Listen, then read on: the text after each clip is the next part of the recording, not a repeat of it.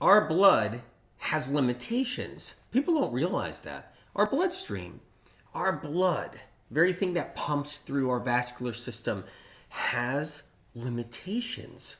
See, naturally, our bodies are supposed to produce toxins. Naturally. That's why you hear out there all the time where people go, well, my body does it on its own. I don't need to cleanse. I don't need to worry about anything. My body cleanses itself, right? You'll hear that. That's misinformation, though.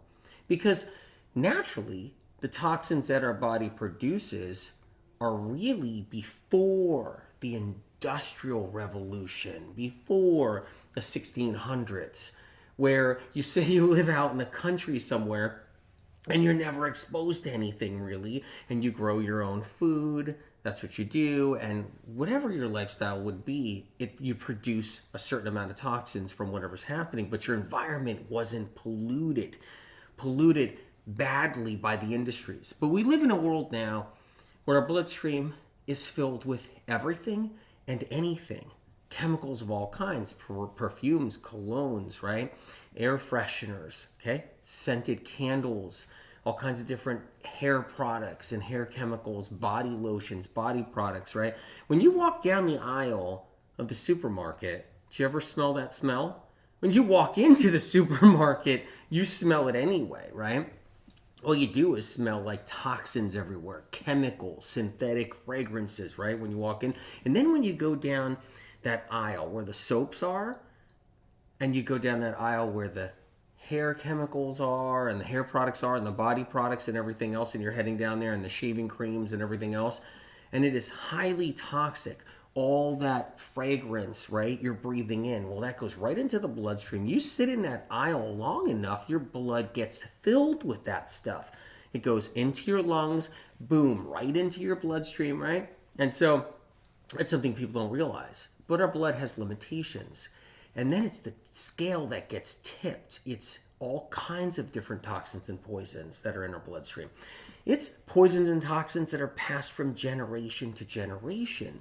So you're a little baby, you're born, and then you take on toxins that mom and dad had originally, right? Toxic heavy metals that are passed on from generation to generation. And then there's medical treatments of all different kinds. Antibiotics. Antibiotics have petroleum in there.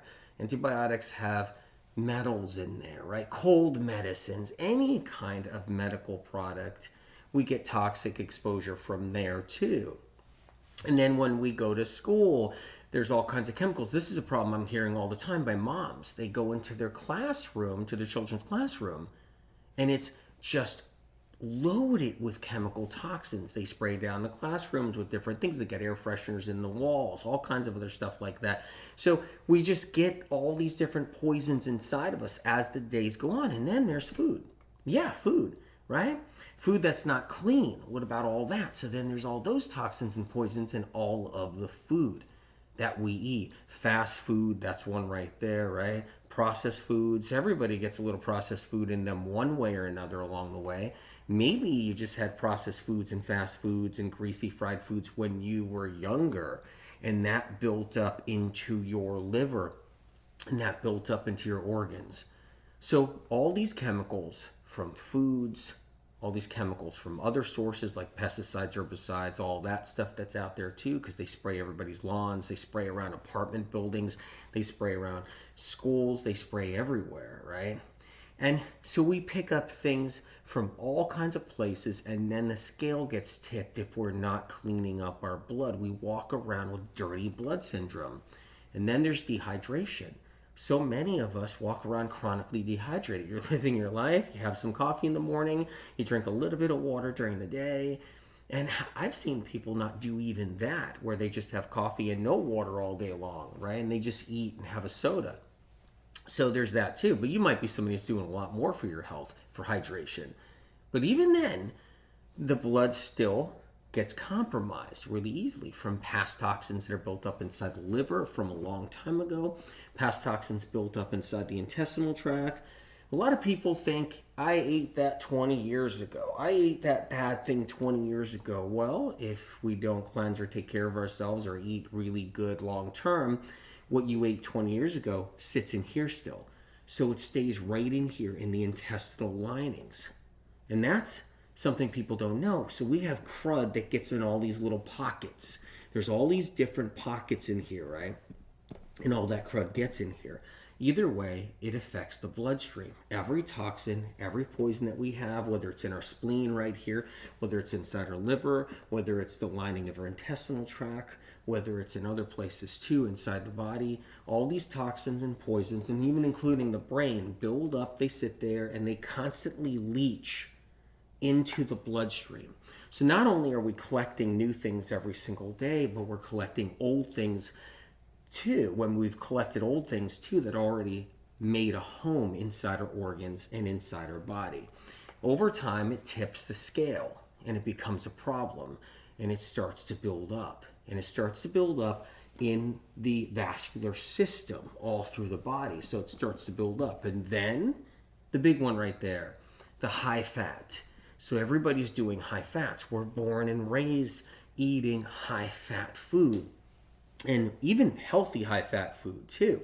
Whatever it is, the high fats thicken the blood, really making dirty blood syndrome much harder to live with.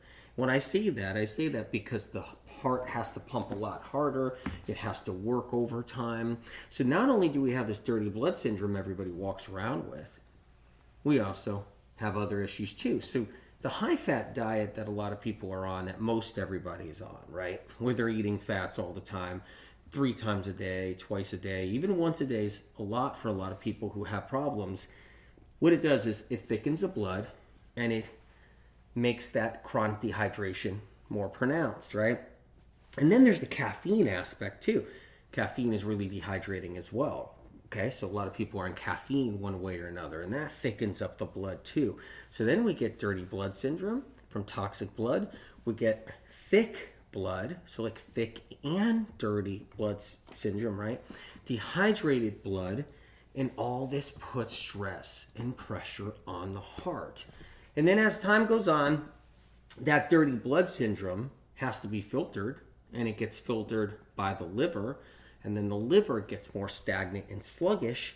And then, as the heart's pumping, it makes it harder to pull that blood back to the heart. So then the heart's like really sucking jello through a straw when that blood gets so dirty, right? So your heart has to pump, and it's pumping that thick, dirty blood that's chronically dehydrated all the time. And then when that liver gets stagnant and sluggish, and more stagnant and sluggish, the heart has to draw and work harder to pull that blood through the liver, through your filter right there. And it pulls it through the liver back up to the heart. And as that's happening, you get more stress and strain on the heart. So then things settle. Sediment settles. It has to find a place to settle. And where does it settle? It settles in the vascular system, right? Arteries, veins, you start to get buildup in there. So you got this dirty blood syndrome as the years go by, chronically dehydrated from combination of natural toxins along with all the other unnatural toxins that we're not supposed to have that came with the Industrial Revolution. And then you got the high-fat diets, because that fat collects too eventually in the arteries and in the veins, right? And then we run into vascular problems of all kinds, including in the brain and everywhere else, because that blood was thick too long and toxic too long, and the fats in that blood had to settle too, and they deposit all through in the heart, all through the vascular system, other places, along with toxins and poisons. Now, it's not just fatty deposits you find that actually settle in the arteries and the veins and in the heart, vascular system. It's fatty deposits with lots of toxins and poisons too. So it was a combination. It tipped the scale. It was a lot of things building up and settling in the vascular system. And while all that's happening, the liver gets more stagnant and sluggish. Eventually you get a fatty liver, right? And then we end up having vascular issues. And now we're at the doctor's office with all kinds of problems. This concludes this week's newsletter video, and I can't wait to see you guys next time.